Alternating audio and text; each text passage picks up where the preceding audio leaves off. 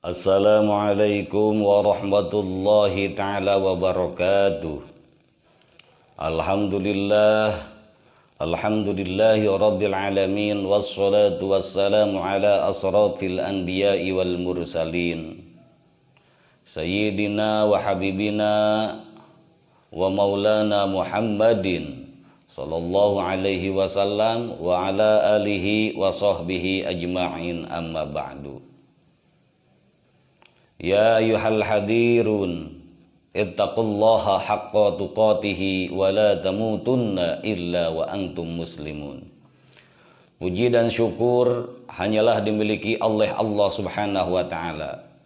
Salawat dan juga salam semoga selalu senantiasa tercurah limpahkan kepada junjungan kita semua, habibana wa nabiyana baginda Rasul Nabi besar Kanjeng Nabi Muhammad Sallallahu alaihi wasallam, dan semoga sampailah juga kepada kita semua selaku umatnya fi dunya ila yaumil jaza, kita semua mendapatkan syafaatul uzmanya. Amin ya Allah ya rabbal alamin.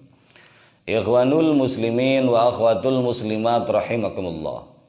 Di pagi yang cerah yang penuh kebahagiaan ini, dalam acara kuliah subuh kajian harian bulan Ramadan, alhamdulillah kita dapat bertemu muka di hari yang ini, di hari yang sekarang ini. Semoga pertemuan kita ada dalam lindungan Allah, ada dalam ridha Allah, ada dalam rahmatnya Allah Subhanahu wa ta'ala. Amin ya Allah ya rabbal alamin. Ikhwanul muslimin wa akhwatul muslimat rahimakumullah. Dalam setiap kehidupan manusia banyak perjalanan yang harus kita tempuh. Apakah itu perjalanan kaki? Apakah itu perjalanan batin? Apakah itu perjalanan ruhiyah? Apakah itu perjalanan spiritual? Apakah itu perjalanan fisik? Ataupun perjalanan-perjalanan yang lain? Karena dalam setiap perjalanan, dalam setiap kehidupan kita sebagai manusia, banyak tujuan yang harus kita tempuh. Ada orang yang sampai ke tujuan yang ditempuhnya, yang dicarinya. Ada orang yang baru melangkah tiba-tiba berhenti. Ada orang yang sampai tengah jalan. Yang bahagia bukankah sampai ke sana dalam keadaan aman, tentram dan juga selamat. Itu yang kita inginkan. Namun kadangkalanya kita dalam perjalanan menuju sesuatu, menuju satu tujuan, kita kadangkalanya tidak bertanya mana jalan yang tepat, mana jalan yang benar, mana jalan yang cepat, mana jalan yang selamat. Kadangkalanya kita menggunakan feeling kita. Oh, kita lewat sini, ini mungkin jalan lebih cepat. Oh, lewat sini mungkin ini lebih dekat. Lewat sini mungkin ini lebih baik. Ternyata itu semua kadangkalanya salah, karena hanya feeling yang kita gunakan. Ibarat kata pepatah mengatakan, malu bertanya maka akan sesat di jalan. Oleh karena itu Allah Subhanahu wa ta'ala berfirman dalam Al-Qur'anul Karim, fas'alu ahla dzikri in kuntum ta'lamun. Bertanyalah kepada ahlinya, bertanyalah kepada ahlinya ketika kita tidak mengetahuinya, ketika kita tidak faham. Fas'alu ahla dzikri in kuntum ta'lamun. Ketika kita tidak paham maka bertanyalah kepada ahlinya. Oleh karena itu, apalagi dalam perjalanan agama, apalagi dalam perjalanan ibadah kepada Allah Subhanahu wa ta'ala, tak jarang di antara kita tidak bertanya tentang syaratnya, tidak bertanya tentang rukuknya, melakukan ibadah sesuai kehendak hatinya, melakukan amal ibadah tanpa memikirkan syarat dan rukunnya, melakukan ibadah, melakukan amal soleh dikiranya ini yang terbaik, ternyata tidak masuk dengan syarat dan rukunnya. Akhirnya kerjaannya itu, amaliyahnya itu Allah tolak, Allah tendang, sama sekali Allah tidak terima karena tidak mengetahuinya. Daripada kita sesat, daripada kita hanya pekerjaan kita yang telah kita kerjakan itu capek tapi Allah tidak terima, bertanyalah kepada ahlinya. Andai kata kita mau menjadi seorang petani, bertanyalah ke ahli tani, ke ahli petani atau ke tukang tani. Ketika kita mau jualan, maka bertanyalah kepada ahli jualan. Ketika kita mau masuk ke ranah politik, bertanyalah ke pakarnya politik, ke ahlinya politik. Ketika kita mau masak, bertanyalah ke ahli masak. Ketika kita mau ngaji Al-Quran, mau baca Quran, bertanyalah tentang makhorijil huruf, sifat huruf dan tajwidnya kepada ahli Quran. Ketika kita mau mengerjakan iman, bertanyalah kepada ahli tauhid. Ketika kita mau berzikir, bertanyalah kepada ahli thariqah. Ketika kita mau belajar sholat dan lain sebagainya, bertanyalah kepada ahli fikih. Di sini banyak bidangnya.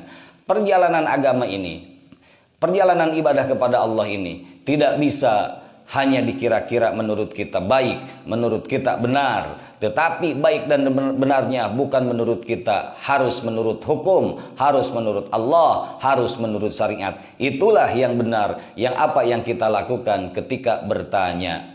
Hadirin ikhwanul muslimin wa akhwatul muslimat rahimakumullah. Karena tidak bertanya-tanya kepada ahlinya, karena belajar agama, menjalankan agama, tidak konsultasi kepada ahli agama, membawakan agama, tidak konsultasi dengan ahli agama, apa yang terjadi?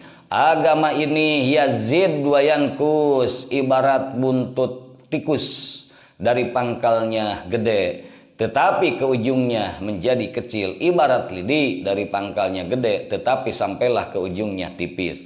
Jangankan yang tidak bertanya, yang bertanya pun sulitnya minta ampun, apalagi yang tidak bertanya, apalagi hanya yang mendengar saja, apalagi hanya yang membaca saja. Maksudnya bertanya bagaimana, Kang? Maksudnya bertanya tuh begini, ada orang di depan kita, ada audiensnya, ada narasumbernya, ada gurunya, ada muridnya, ada kitab yang dibacanya, tinggal dalam satu atap, tinggal dalam satu lantai. Itulah, bertanyalah di situ, belajarlah di situ, dan bertanyalah di situ. Ketika kita tidak mengetahuinya, insya Allah agama ini akan selamat, akidah ini akan selamat, fikih kita akan selamat, seluruh amal ibadah kita akan Allah kabul, seluruh kesalahan kita akan Allah maafkan, seluruh kesalahan kita akan Allah ampuni. Ketika ada yang membimbing dalam menjalankan ibadah, dalam menjalankan syariat, dalam menjalankan agama, kalau ada yang membimbing karena kita bertanya, insya Allah dunianya kita selamat, di alam barzahnya ketika kita wafat pun juga selamat, di akhirat hidup abadi yang kekal pun juga selamat. Ketika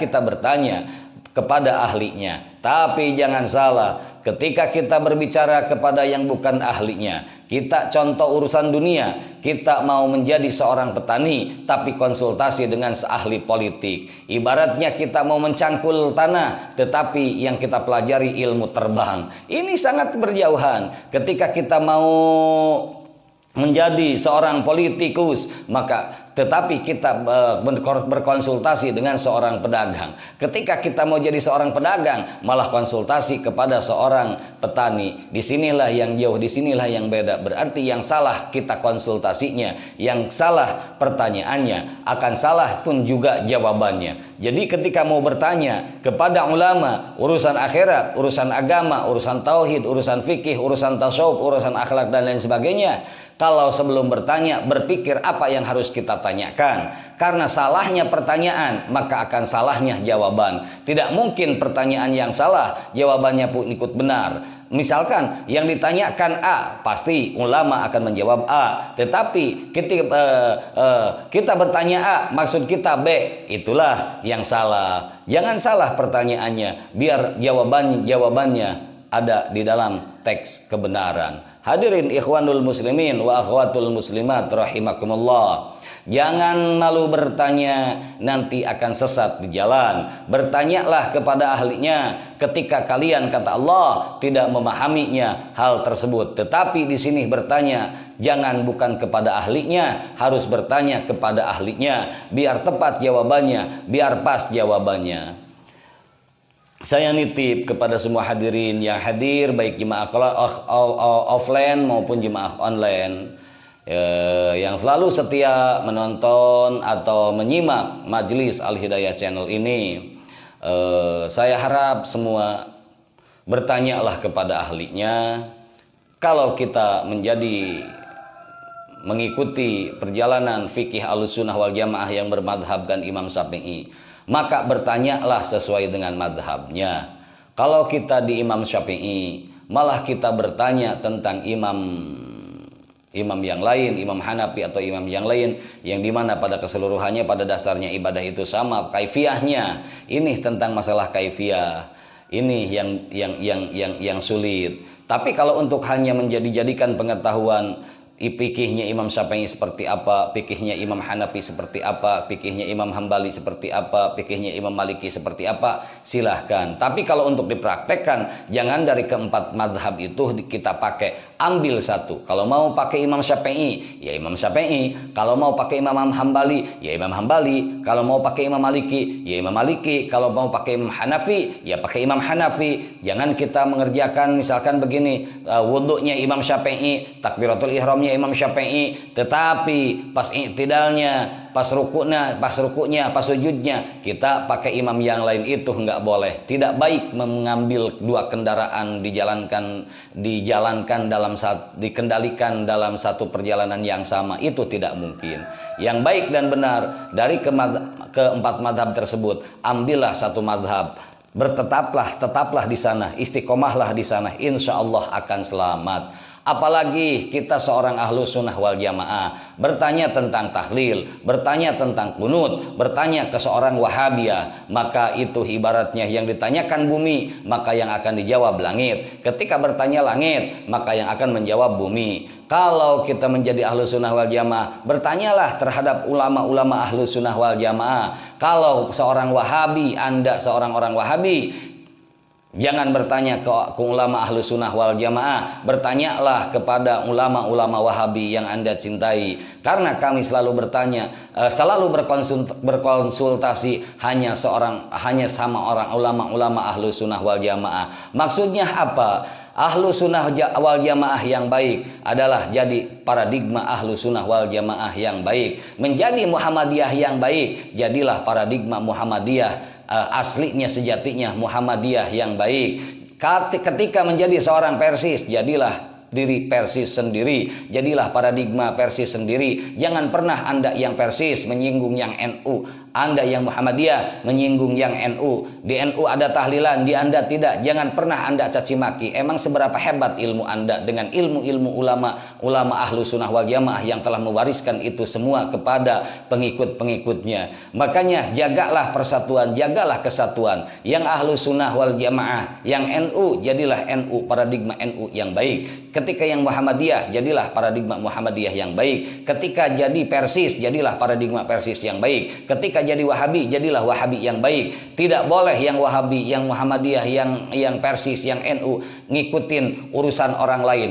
Uruslah urusan sendiri, jangan pernah ngurusin orang lain. Kalau kita sendiri saja tidak beres, lalu menguruskan orang lain, bagaimana orang lain bisa beres? Orang dirinya saja masih berantakan. Inilah kita. Mungkin kalau lihat dulu Kiai Haji Hashim Asy'ari, betapa solehnya. Melihat dari Muhammadiyah, Kiai Haji Ahmad Dahlan, betapa luar biasanya. Ketika melihat Persis, melihat Haji Amin yang mendirikan Persis pertama di Bandung waktu dulu, itu orang-orang soleh. Nah, yang dijadikan permasalahan, ketika paradigmanya, ketika intelektualnya, ketika pendiri-pendirinya akur-akur saja. Kenapa kita yang di bawah? Yang selalu jadi korban adalah yang NU, yang ahlu sunnah wal jamaah, yang anggapnya tahlil itu bid'ah, kunut itu bid'ah, begana, begini, begono, usoli sebelum sholat.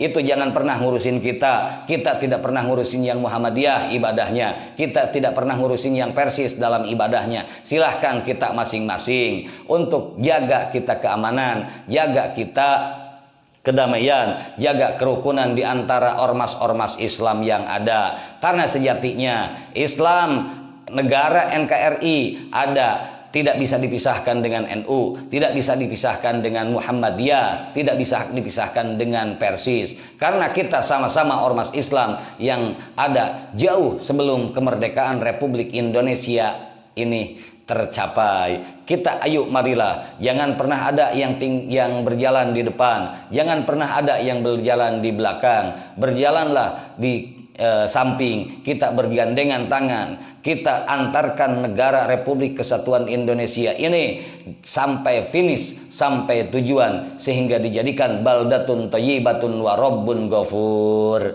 Amin ya Allah ya rabbal alamin. Ikhwanul muslimin wa akhwatul muslimat rahimakumullah. Dalam kajian kuliah subuh, yaitu materi yang saya bawakan adalah jangan pernah bertanya, jangan malu bertanya karena akan sesat di jalan. Bertanyalah kepada ahlinya, bertanyalah sesuai bidangnya, dan jangan salah pertanyaannya. Insya Allah akan selamat jawabannya. Apalagi urusan akhirat, apalagi urusan agama, harus benar-benar tepat yang ditanyakan dan jawabannya. Dan jangan pernah tidak bertanya. Kita melakukan ibadah, melakukan menjalankan syariat, membawa agama, hanya kita belajar sama buku, tidak belajar sama ulama secara langsung. Kesimpulannya, ulama untuk ditanya, Allah untuk disembah, Nabi Muhammad untuk ditiru dan digugu, untuk diikuti perjalanannya. Maka ulamanya Nabi, ulamanya Allah itu untuk dijadikan pertanyaan bagi umat. Wallahu a'lam bil muradi. Semoga Allah memberikan pertolongan dan perlindungan kepada kita semua. Insya Allah besok di hari dan jam, di hari yang berbeda, di jam yang sama, di tempat dan waktu yang sama, kita akan berjumpa lagi di majelis yang mulia ini. Lillahi fisabilillahil haq. Assalamualaikum warahmatullahi wabarakatuh.